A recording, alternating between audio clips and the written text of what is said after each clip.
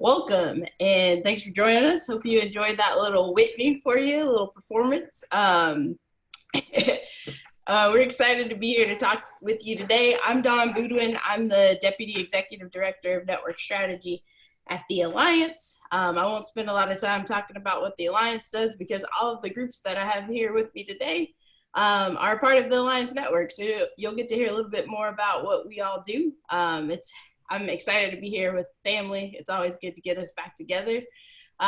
Today, we'll be talking about Generation Z, right? In particular, I feel like this is the hot topic right now. Everybody wants to know what Gen Z is going to do this year. And when looking at it, I'm out of breath, y'all. I was getting down. I just noticed. So take a breath.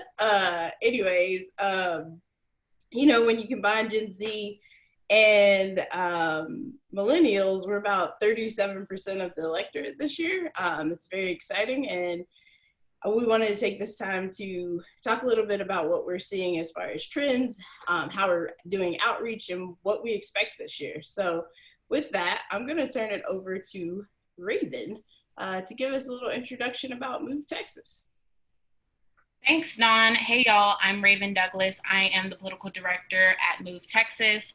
MOVE is an acronym. It stands for Mobilize, Organize, Vote, and Empower. And we are a grassroots, nonpartisan, nonprofit organization working to build power in underrepresented youth groups. So basically, we work with young people all across the state of Texas to get them registered to vote, engage them in issues that are important to them, and then do advocacy work and educational events to eventually turn them out to vote. And so we know that young people are here in their communities, as Dawn mentioned. They make up a big percentage of the electorate, especially in Texas. And so we're just making sure that they have a seat at the table. Thanks, Raven. Dakota? Yeah, good afternoon if you're anywhere in the United States. If you're not, sorry about that. My name is Dakota Hall. I use he, him pronouns. I'm the executive director of Leaders Igniting Transformation, Lit AF if you're nasty. We're running one of the largest civic engagement programs for young people in Wisconsin, which is also the state with the best coast, the fresh coast, with all of our beautiful lakes. So if you're on the east or west coast, step up your game. I can at least go to my lake and drink some beautiful water and not feel like I just ate a bag of Lay's chips or something like that down my throat. And I'm excited to be with you. Bag? Yes, for those who are not familiar, Wisconsin does not pronounce the word bag or milk correctly, but we are proud of our heritage. Thank you, Dakota. Over to you, Samantha. Hey y'all, my name is Samantha Gladue. I use she, her pronouns, and I'm the executive director of Next formerly in Oregon. Up is Samantha, something's going on with your audio. No. Okay, you're fine now. Try again. Okay. Next up is the oldest affiliate in the Alliance Network. And for over 18 years, we have relentlessly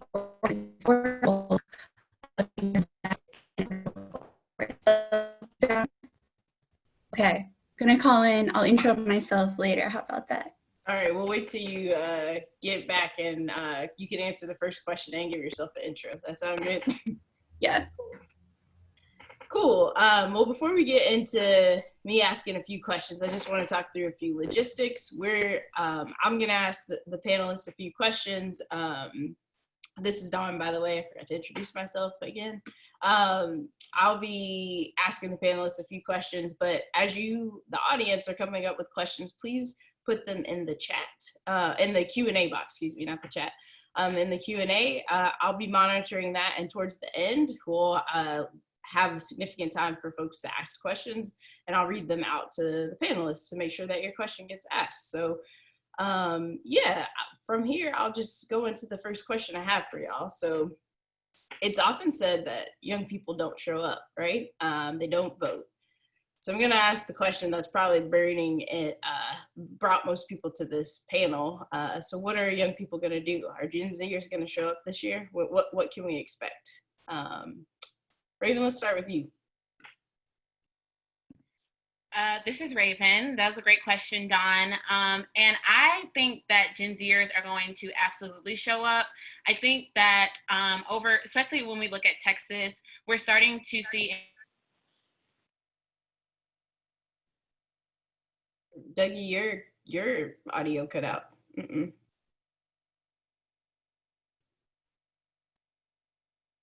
All right, we'll come back to you. Dakota, you want to tell us? I'm the last one with audio here, so maybe this is just my panel. So I think when I hear something about like how young people don't come out, one of my first things is, what are we doing to actually mobilize young people to come out? And I think a really good example of that is looking at the 2019 poll that the Alliance for Youth Action put out, talking about what motivates young people to come out. And that poll found that young people are going to turn out when they feel like bold policy is being prioritized over just like a candidate, right? And so we have to talk about the electoral system from a standpoint in what motivates young people, and not just a deficit model that young people are not coming out.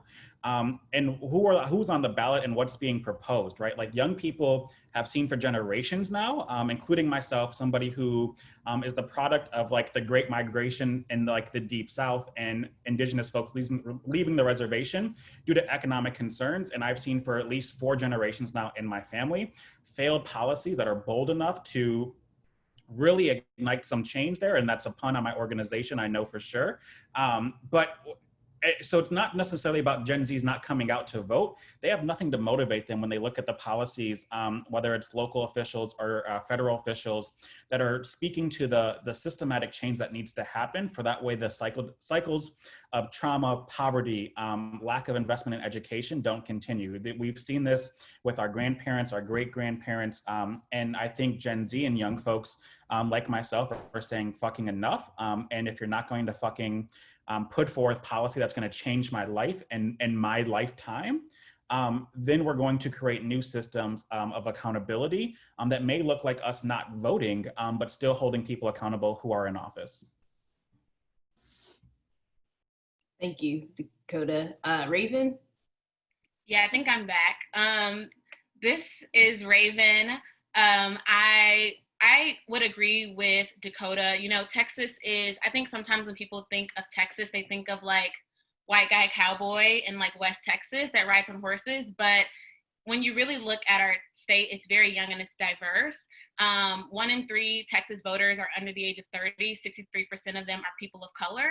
And I think, you know, speaking to Dakota's point, we are seeing that traditionally, like, campaigns, especially presidential campaigns, are ignoring the issues of young people, and especially young people of color.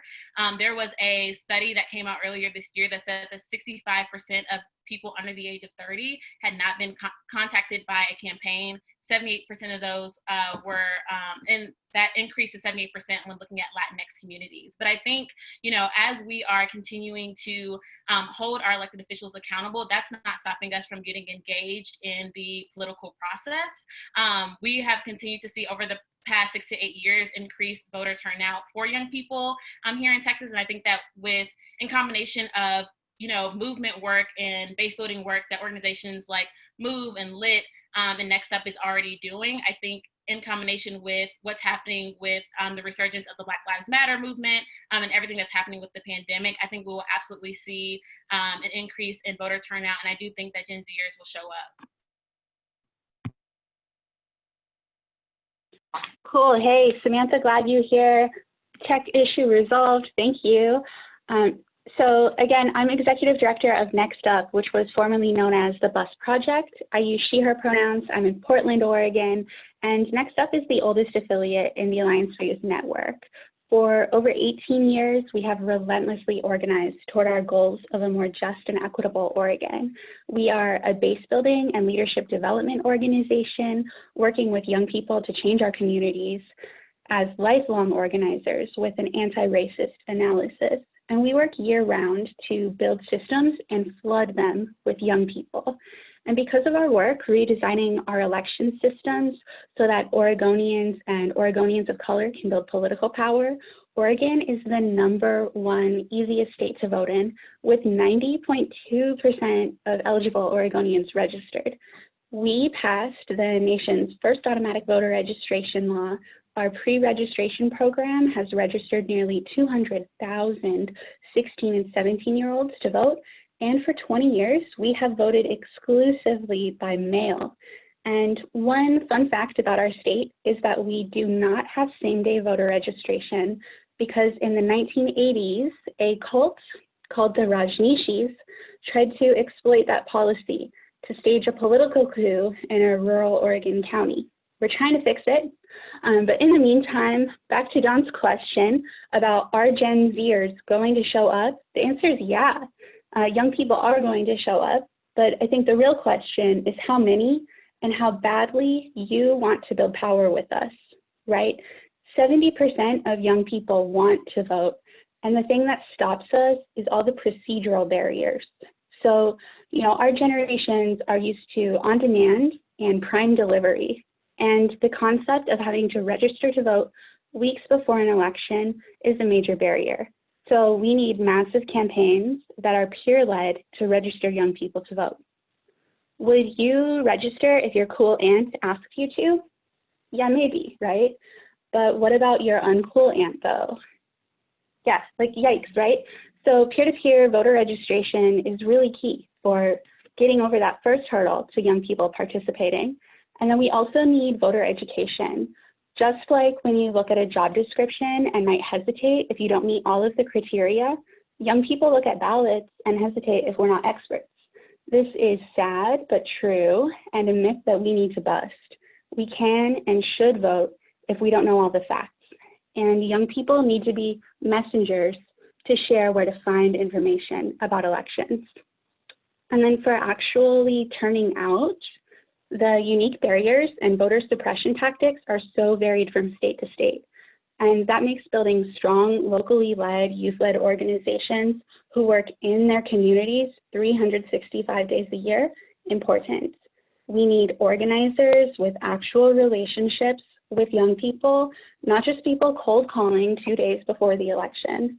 And finally, candidates and issue campaigns have to actually prioritize young voters if they want to win the youth vote.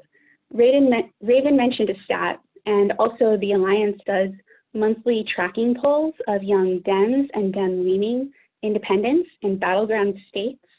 And for the second month in a row, 40% of young voters reported no contact from the Biden campaign, while 47% of Gen Z reports that they've seen Trump digital ads. Thank you for highlighting that, Samantha. This is Dawn. I think that's a really good point. And I think the other thing that should be coupled with this, though, is that young people do have a lot of enthusiasm around voting. We also found that in our polls that folks are fired up and ready to go. But to both what Dakota, Raven, and Samantha all alluded to, they got to talk about the issues that they care about. So it's really on both the work that we're doing and for the campaigns to be really thoughtful about what they're talking about and how they're going to make meaningful change in the day-to-day lives of these young people. So thank you for touching on all of that, y'all. I guess my next question is, I don't want to discount the reality that we're in right now, where we're in the midst of a pandemic, right? So COVID-19 is a real thing that's happening right now. So I guess I'm curious, just because of this, how has your program changed? How are you approaching contacting young voters? And then just like to put it on a positive note, what's an innovation that you've made during COVID that you plan on using moving forward now that you have gotten to this point where you're getting creative and trying new things? I'll start with Raven. This is Raven. I just feel like it's like, where do I start, right? So in Texas, we don't have online voter registration. Since MOVE was founded in 2013, we've registered over 100,000 young people to vote. All of that has been done in person, like person-to-person contact. And so with the pandemic, with college campuses closing and community events no longer happening, we've had to completely shift the way that we have been doing voter registration. And so basically the requirement on online voter registration is that Texas requires, we're a wet signature state. So that means that you have to physically sign the form prior to turning it in. And so we've kind of just found a loophole around that. So for example, if you live in Texas, you can go to movetexas.org/register, check your registration status there. If you are not registered or need to update your information, you can fill out that form. We have paid the postage to mail you the form, and complete the form. When you get it, sign it, and then we pay for the postage to mail it to your local elections department. So that's a way that we've been able to engage people throughout the pandemic. And then also on the election protection and advocacy side, there are a lot of things that are happening in Texas, and there are a lot of opportunities that we can prepare for voting in the middle of a pandemic. So some of those things look like advocating for ballot tracking for vote by mail. In Texas, you cannot use COVID as an excuse to vote by mail, but we do know that there are hundreds of thousands of young people that are displaced from college campuses that still need to utilize vote by mail. So making sure that those students understand the process and how to apply for vote by mail and track their ballot and all of that information is super critical. And I think the one thing that we are looking to continue, so one of the cool things that we did during our July runoff is that we've been doing all of our phone banking via Zoom. So basically everyone gets on, we can still have community, still have laugh and play, but we actually brought in a caricature artist to come in and create caricatures of all the volunteers and staff members who decided to come and phone bank. And so I think that that was a super creative and fun way. It also shows us that we don't necessarily have to be in person all the time if we want to. And so if we have a college student who's in Colorado but goes to, the University of Texas, they can still engage and volunteer and phone bank and engage in our work. And so that's something that we hope to continue to do once this pandemic is over. Thanks, Raven. Samantha, you want to talk about how y'all are pivoting your program? Yeah, so surprisingly with COVID, we have blown our voter contact goals out of the water. In the May primary, with a team of 3 people working on GOTV, we made over 45,000 calls, sent over 116,000 text messages, and filled 295 shifts, contributing to record turnout. We were able to target geographies that would have been harder in person and also reach more people.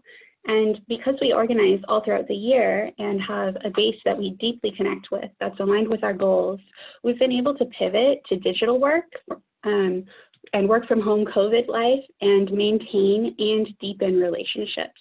And having people on staff to build that out is critical, right? We could not get that through mail or digital ads alone. And for the fall, we have a 10-week campaign that is half voter registration, half get out the vote. We are innovating and experimenting with a virtual concert series and tech tools like Reach, Through Talk, Through Text, Ballot Ready, and Rock the Vote's registration platform. The pandemic of anti-Black racism has also been a catalyst for our work. Taking action in solidarity with Black Lives Matter, meeting ever more like-minded organizers, and feeling viscerally the urgency and the sense of possibility that comes with this time. And that has doubled our resolve to make sure that young voters are heard and are leading. Thank you, Samantha. This is Dawn. Dakota, do you want to talk about programmatic innovation or something that y'all are doing differently this year that has you really want to highlight that's really been resonating or working? Yeah, absolutely. So, many changes, just like Next Up and Move Texas, for us on our end. So I'm not going to bore you with the details on how we shifted our program. One of the things that, I would recommend to anybody who's thinking about doubling down on like a certain part of their work right now is really investing into artist activism and utilizing the arts and the culture to your advantage. And so like over the next few months, we're rolling out like a few different things that like really, I think are going to highlight just how creative the Gen Z population is in terms of political organizing and how to do that. So like talking about doing mock puppet shows to mimic the debates the day afterwards, right? Knowing that, your 18-year-old is not going to stay up and watch Joe Biden and Donald Trump argue with each other, right? Like I don't even want to do that. I'm probably going to have to do that because of my job, but like no young person's going to want to watch that. They're going to watch Trevor Noah the next day. They're going to get their news from like the short Instagram and clips like that. So we're going to put together custom puppets and mimic how Joe Biden and Donald Trump interact with each other. We're also doing like art. And so we have 6 artist fellows who are doing projects towards the election and thinking about how they can engage with their art in that election. So whether it is, you know, organic poetry that talks about what I want from my president, or what, you know, I want for my community, doing videography projects, photography, and really just unleashing arts into an election, right? And we're not talking about like Katy Perry and Taylor Swift, right? Like we're talking about Black and brown artists who are from Wisconsin, who resonate with their communities and are some of the best local influencers. And quite honestly, like the Katy Perry and Taylor Swifts of the world are not going to energize the young Black and brown folks to go out and vote at the rates in which we need to, in order to have a victorious, election in Wisconsin on November 3rd, and hopefully wake up November 4th with only a few ballots to count left and not millions, and saying that we have a new president. And so I think, like, you know, to Dawn's question, you know, we're really investing into all the different creativity and arts and all this other kind of stuff that otherwise would end up being deemed traditional organizing in a non-covert world. And we're loving it, and we're having all the fun that we can ever have. Wow, all the fun that you can ever have. Nice. This is Dawn again. I just, thank you for covering that and going into it. It's always fun to hear how these programs are shifting and what it looks like, because I know I've been on several phone calls with each of you talking through what this could look like, how you're going to pivot. And then it's been really fun to see how you've gotten creative and just really adjusted to the times that we're in. Switching gears a little bit here, but relevant to overall what we've been talking about, just about ballot access, right? I think we've talked about voter suppression efforts and things like that, but also again, being in a pandemic, things are a little different this year. And so I think what I've seen from the progressive community is that we're doing a major pushes around vote by mail in particular.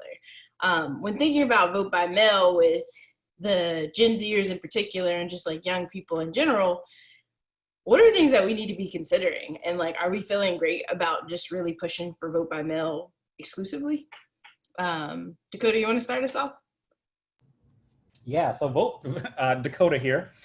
Vote by mail is one of those topics that I think need really close attention to. Understanding that vote by mail on its face is a really great policy, but not necessarily applicable everywhere, right? And I think, you know, Wisconsin highlighted that in our April 7th pandemic. And there are places like around the country, especially in like the rural South, when you think about Arkansas, Mississippi, Alabama, and rural Black people not being able to access vote by mail, right? And also thinking about Indigenous communities who already struggle with voter registration in Montana, North Dakota, South Dakota, and throughout the plains, and how vote by mail as a universal policy will impact and marginalize Black and Indigenous folks across the country. Not saying that we should not push that forward where it works. What we saw in Wisconsin was trying to implement vote by mail in our pandemic. And it was pretty disastrous at some point. We did not have enough envelopes to send out ballots. And so even the basic tool of getting people their ballot was not there. There were ballots that went missing. And so if it's not properly funded and implemented, what you end up seeing, you'll see something like we saw in Wisconsin, where there were tens of thousands of ballots from communities of color who went missing or were not delivered in time. And so when we talk about doing this as a policy, making sure that it's fully funded, making sure that rural communities have enough opportunity to access that and have voter infrastructure there as well too. And I think to Dawn's other point, like, what do we need to make sure that young people are ready? Is that voter education around, like, what does it mean to request your ballot, and when do you have to get it back, and doing it in enough time? Wisconsin turns everything partisan. In our recent poll, 67% of the people who said they're going to vote by mail are going to vote for Joe Biden. Of people who are going to go to the polls and risk their lives to go vote, 41% plus is voting for Donald Trump. So clearly, vote by mail is a very partisan issue at this moment, where depending on your voting method will determine who you're voting for, which I never thought I would be walking into right now. So when I think about young people voting in Wisconsin and what they're going to need addresses that are stable. And so returning to colleges and only to be kicked off 2 weeks later is going to confuse them. We saw that in April and how people could not access their ballot because they registered at their dorm and then they got moved back to Stone Lake, Wisconsin and didn't know the process. Or it became too late for them to re-register at their parents' address, meaning that they had to go through a complicated process of somehow returning back to their college to get their ballot and voting there. And so there's many different layers to vote by mail that I think should be considered, especially if we want to achieve racial equity and democracy, as well as ensure that young people have access to the ballot box. Thank you, Dakota. I appreciate that. I think it's really interesting to have each of y'all on here because you have different perspectives on this issue. Just thinking about what Lit saw and Wisconsin overall saw in their primary election, and how vote by mail was the option, but there were issues that happened with it. And then also thinking about what's going on in Texas with vote by mail with Raven, which I'll come to you in just a second, and then Samantha, where you guys have really great laws. And so like I'm excited to get into each of your perspectives, but something you said, Dakota, really made me think about something we saw in one of our recent polls, is that the other thing that we need to also keep in mind is that young people of color are also still planning, some are still planning to vote in person. So we need to also make sure that we are providing a safe space for them to do that. We found that 40% of young Black people and 30% of young Latinx folks are still planning on turning out in person. So I just want to, and these are young, persuadable voters that are more Democratic leaning. So we need to make sure that we are still also reaching them and make sure they have the information to vote, and also making sure that they have a safe place to do that. So that was my little aside, but Raven, do you want to talk a little bit more about what's going on in Texas? Yeah, this is Raven. Well, one, in Texas, as I mentioned earlier, there are certain requirements in Texas for you to be eligible to vote by mail. So you have to be out of the county on election day, the county that you're registered in on election day. You have to be incarcerated or otherwise, you have to be incarcerated but otherwise eligible to vote. You have to be over the age of 65, and then you have to have a disability, which is a super complicated definition that's defined in the Texas election code, right? So most Texans do not fit in that bill, and so that's why it's just as important to have in-person voting, just as important as we talk about expanding vote by mail. As we talk about voter accessibility is about options, right? So I don't think that we should be pushing either or, right? It should be an and situation.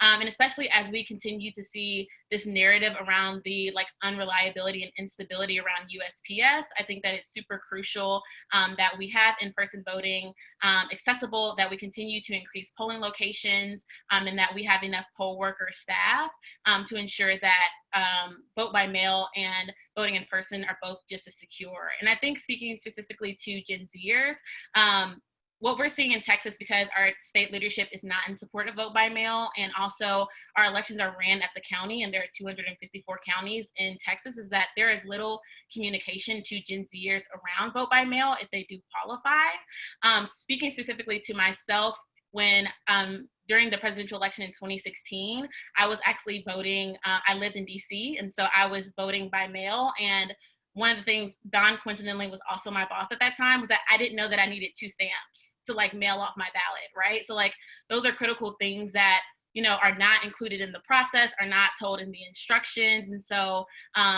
there need to be other alternatives outside of vote by mail, but also for those who do qualify, or if there are states where they have expanded vote by mail in their state, we need to ensure that the vote by mail process is as efficient as possible with ballot tracking mechanisms, with ensuring that they have the supplies like envelopes to send them out. So I think there are improvements on both sides. Thanks, Raven. Samantha? This is Samantha. Yeah, I come from Oregon, where we have voted by mail for 20 years, right? Exclusively. We're one of the 5 states in the nation that vote by mail.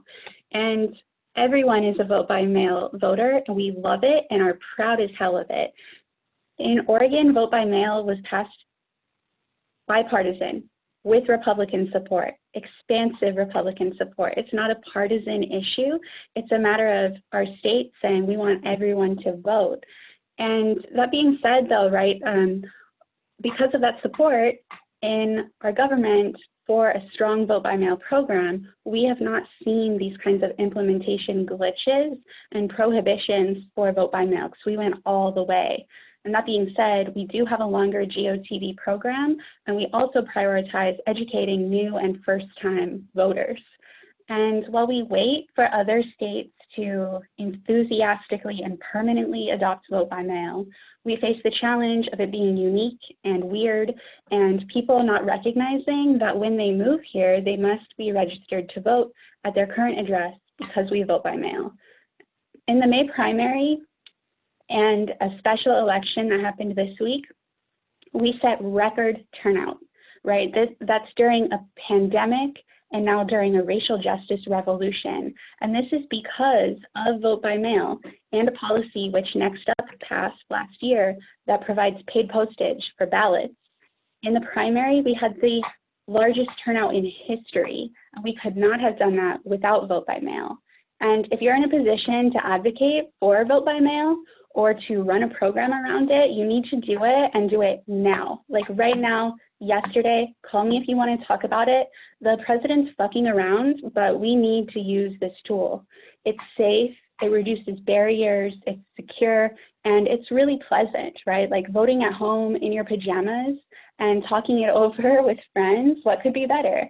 That being said, there is still some fuckery where people mess with ballots, and that doesn't really happen in Oregon, in part because tampering with a ballot is a Class C felony.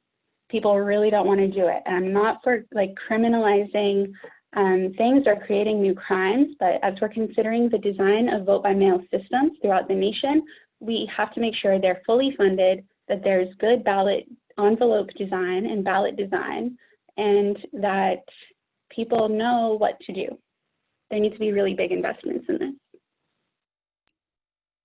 Thank you all.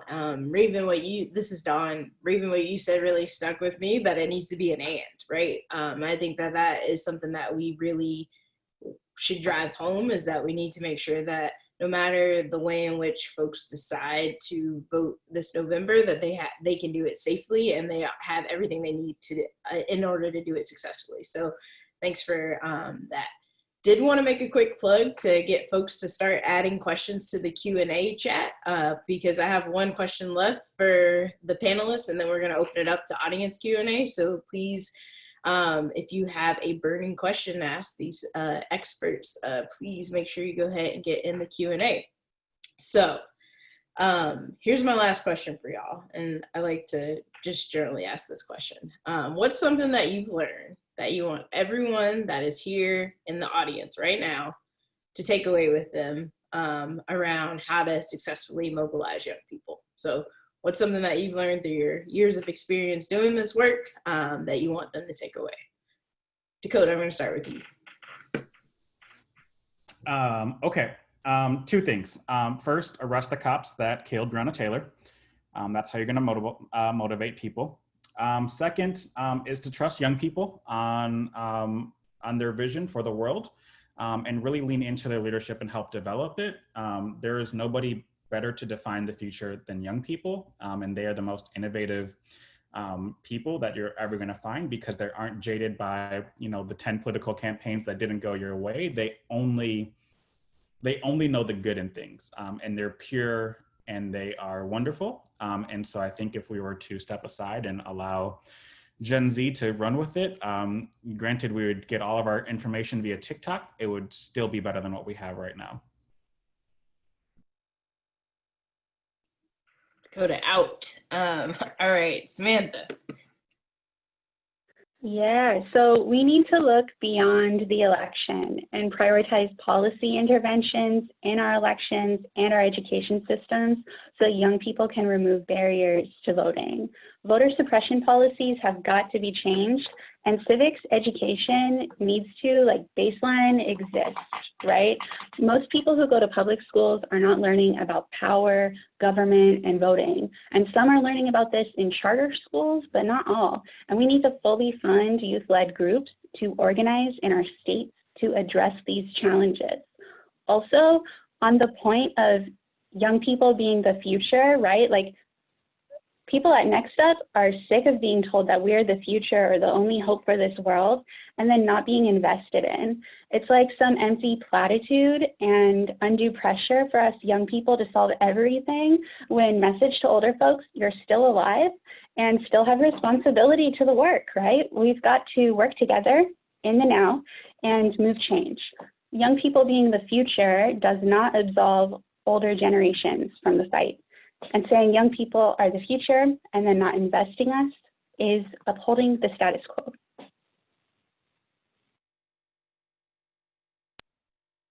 Thanks. And Raven, you want to share with us as well? Yeah, this is Raven. I have two things. I think the first thing is studies and our experiences consistently show that peer-to-peer organizing is the best way to engage young people. So putting young people in front of other young people is going to be how you best engage them. And so it is super critical that you are empowering young people, that you are paying young people, and that you are centering them in this work, because they go through these experiences every day, and they are going to be the best people to tell you what we need and how we want to be engaged. And I think the second thing that I wanted to leave y'all with today is that young people aren't voting because we are apathetic. We aren't voting because we don't care. We're not voting because there are systematic barriers in place that make it difficult for us to register to vote and to turn out to vote. It's no coincidence in Texas that you can use your concealed handgun license to vote, but you cannot use your student ID. And that is a concerted effort to suppress the vote of young people and the progressive movement. And so, yeah, those are the two things that I want to leave with y'all. Thank you all. Looks like we have a question in the Q&A, and a reminder, if you'd like to get ask these folks a question, please put it in the Q&A. This is from Evan. It says, there is a diary now on Daily Kos that says it's not helpful that AOC has 1 minute of speaking time and Bloomberg has 5 minutes and Kasich has 20. What are your thoughts about this? Feel free to jump in, whoever wants to take that on first. Dakota, I'm looking at you because it's in your city. Yeah, can you repeat that just one more time? I just want to make sure I understood that right. Yeah, I think the gist of it is, like, how do you feel about AOC having 1 minute of speaking time versus Bloomberg having 5 versus Kasich having 20? I mean, do you want me to just like run down the list that it's sexist, misogynistic? AOC has been just a powerhouse in speaking truth to power. Also, I'm not gonna like sit here and lie. Like, I don't think we should put that much faith into the Democratic National Committee to be like the moral standing of, the progressive left.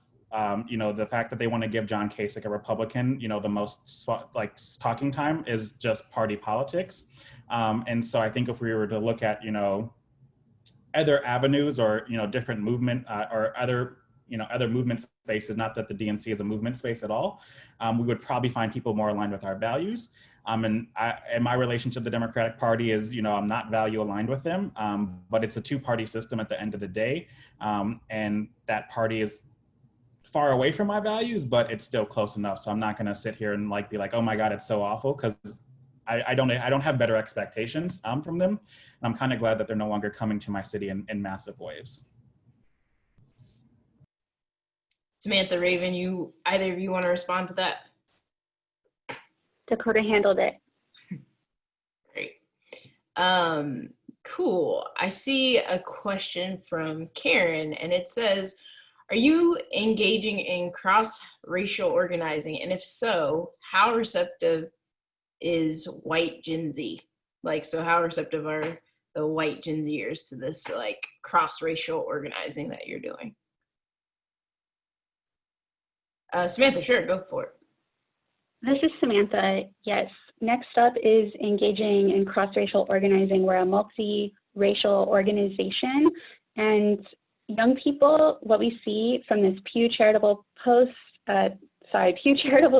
poll that was quoted in the Washington Post, and from our real experience, is that Gen Z gets into activism and is motivated by addressing social inequities. And racism is the biggest, most urgent problem of our time. So young people, young white people care a lot about this and really want to learn the tools and the vocabulary and the ways to show up and be useful and interrupt all this shit that's happening and build our systems in a way that's more constructive to creating justice and an equitable future, right? So it's going really well, and I recommend that you do it too. And I'll just add to that, this is Raven. You know, I think that obviously there are like trends around what young people care about, what motivate us and all of that. But I also say that young people across, you know, multiple demographics, whether it's race, whether it's sexual identity, we're not a monolith, right? And so what is important to me may be completely different from, you know, the next 24-year-old. And so I think that's why it's super critical as we're having conversations with young people, either, you know, digitally or in the field, is to really connect to the issues that are important to them. Because as Dakota mentioned, we are more policy-based versus being affiliated with a party. So connecting them to issues that are important to them and then showing them how their issue is impacted by elections. Thank you. Right, we have a question from an anonymous attendee that says, what are your thoughts on the apparent wave of third-party voters who oppose Biden? Do you believe they are exercising their right to vote, or does it endanger us of another 4 years of Trump? Who would like to jump in there? I mean, I have a thought, so I can start it off and then we can see where it goes. I think that this actually is really aligned with what Dakota, Raven, and Samantha have all said, that it's essential that candidates are talking to the issues that matter to young people. So I think specifically they need to really address the top concerns, the things that are top of mind. So some of the things that we've seen that popped in our monthly tracking poll is ending systemic racism. That is one of the #1 issues, addressing the coronavirus pandemic. And also, I think within there's affordable healthcare and all, like there's a lot of issues that young people care about. And so I think that is a reflection of folks not having their issues talked to. So I really think that is important. And the thing that you will also see is that some of those folks that are in this persuadable area, they just don't have enough information that is coming from the party. I mean, like from the campaign specifically. So like and from folks that are trying to mobilize them. So I think it's really important that if we want to bring them to the progressive side, we need to make sure that the candidates are talking to them about the issues that they care about. So I don't know if Samantha, Dakota, Raven, if you have anything to add there. Yeah, this is a perennial debate, right, that comes up every election. And in Portland, Oregon, we're facing it on a smaller scale at the city level, where we have a runoff mayoral election between 2 white candidates, our current mayor, Tear Gas Ted, and a white woman, Sarah Iannarone. And then there's a woman who is a community activist and has captured the imagination of young people, Teresa Rayford, who runs a nonprofit, Don't Shoot PDX, who sued the city and put an injunction and a restraining order on them tear gassing us while we were protesting.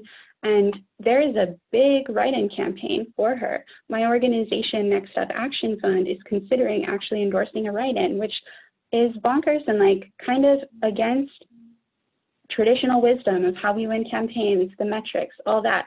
But we have to look at the issues, we have to look at our base, and at some point you have to like stop compromising in a broken system. And if we say that we want to envision a different future, then make that line, right? And you know, experiment with things like getting rid of the Electoral College, moving toward ranked choice voting, all these things that actually have our vote count.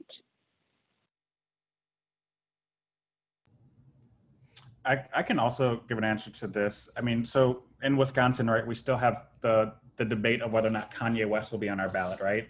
As somebody who I think is a prime example of a third-party candidate who may be in this, if you read all the reports, basically is in this to get the Gary Johnson number, about 107,000 votes to ensure that Trump wins Wisconsin.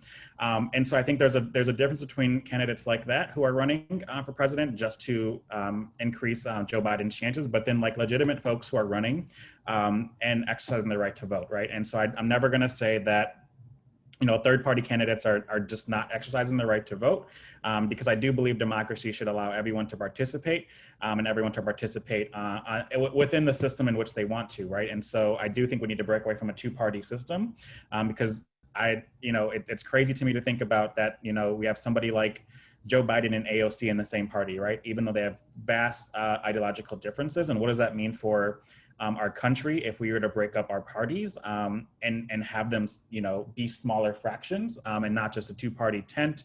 But I do think, there's a lot of things that are endangering us of another 4 years of Trump. I'm not going to say that it's third-party candidates. I think it's the lack of youth voter outreach from the Biden campaign so far. I think it's Democrats who are blatantly ignoring and disrespecting the demands of the movement more so than third-party candidates, right? End of the day, this is going to come down to whether or not Democrats can convince young Black and brown people to do amazing work on this election and turn out to vote, and they're going to need both policies to do that. And without those policies, they probably will go to a third-party candidate, and there's no one to blame besides yourself when you're not putting forth that work. Cool. Just a time check for everyone. We have about 5 minutes left, so I know that we have a few more questions in the chat, but just wanted to give you a heads up on time. I see a question from Nathan. It says, you've addressed a bunch of the biggest mistakes campaigns are making when thinking about engaging younger voters. Are there any other big mistakes you want to flag for us? Hiring Katy Perry to turn out the youth vote. Yeah. I want to echo that and say, stop paying celebrities to tell us to vote when you can pay organizers. I also think one of the biggest mistakes is assuming that the best and only way that you should try and have a youth program is through social media. Young people need to be talked to just like everyone else. So I think it is one piece of the puzzle. And I think that we need to be really thoughtful about also making sure young people get mail, they get phone calls, they get texts, they get door knocks when that's a safe thing to do again. So just really want to call that out, because that is often a misconception that all you need to do is buy a couple ads on Facebook and you've done a youth program. That's not real. Yeah, and that contact can't start 60 days or 30 days before the election. You have to be out in our communities every day. What's the great thing about our organizations is that we're evergreen. So on November 4th, we'll still be out in our local communities and in our state advocating for young people, registering them to vote and mobilizing them. I think a lot of times young people feel very used when candidates come in, 30 days before an election or 60 days before an election and ask for their vote without building any sort of relationship or base building with these communities. Yeah, and on the note of candidates reaching out late, right? Candidates should reach out early. When you're considering running, talk to young people, talk to youth-led organizations, try to get buy-in then, rather than show up when you're already on the ballot and taking us for granted.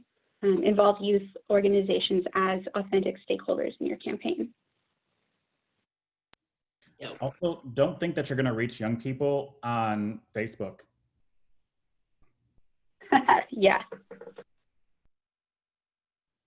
All right, well, Dakota, I think that is a good segue into this question that may end up being our last, just based on time. Besides TikTok, what social platforms appeal to Gen Zers? How best to connect with them? And that was from an anonymous attendee. Instagram, Snapchat. Yeah, I mean, yeah. Go for it, Raven. Oh, I was going to say, yeah, I agree with that. I mean, I think I was born in 1996, so there's always a debate of am I a millennial or am I a Gen Zer? So people, my friends, my age, we don't use TikTok, and so I definitely think that Instagram is a good source. And also what we've been seeing on our social media that's been getting a lot of traction is kind of the infographics that breaks down what is happening in Lebanon, right? Like what is happening in Portland, and maybe like 7 to 8 slides that give a quick snapshot on like what's happening in the moment and how, and the call to action. And so we've been seeing a lot of like increased traffic on those. And so that's what's been working for us as well. I would also say, like, you know, in our organization, we've seen people utilize Reddit. For those over 18, they've even used like dating apps, like whether it's Bumble, Tinder, stuff like that. There's like this weird resurgence of Tumblr coming back as well too. Vine might be coming back for people in Dawn's age bracket as well too. So, you know, the 30 and over people, like once Vine 2.0 comes back, you know, hit up that Vine market for them. For the Vine. You might even find Dawn back on MySpace or Black Planet as well too, if you just really want to go retro and get all your deltas and AKAs too. All right, thank you, Dakota.